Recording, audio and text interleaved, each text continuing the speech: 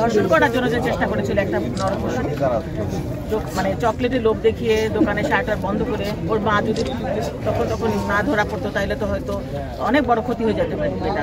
আপনারা মানে আসলে আমরা বলতে চাই যে এই যে নরপশুগুলো এদের তো মানে মানে দু একটা বিচার না হলে এরা আসলে কখনো মানুষ হবে না। আসিয়া যে মারা গেল, আসিয়া দেখেন আসিয়াকে কিভাবে নির্মমভাবে মানে মেরে ফেললো। আসিয়ার বিচারটা যদি ওই ধর্ষণকারীর বিচার যদি একদম জনশক্তি মানে খুব তাড়াতাড়ি হয়ে যেত তাহলে কিন্তু পরপর আর এই ঘটনাগুলো ঘটতো না।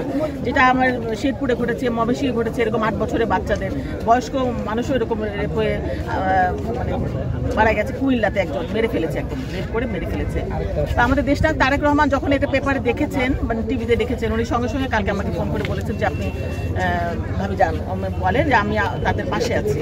তো আমাদের ভারপ্রাপ্ত চেয়ারম্যান এই তামান্নার পাশে আছে, তামান্নার পরিবারের পাশে, সেজন্য আমরা আজকে এসেছি। আমাদের গিয়াস ভাই, দিয়া আপনাদের এলাকার মানে এই এলাকার গণ্যমান্য ব্যক্তি মানে রাজনৈতিক ব্যক্তিত্ব, তাদেরকে সাথে নিয়ে আমরা জানাতে এসেছি যে তারেক রহমান এই পরিবারের পাশে আছে।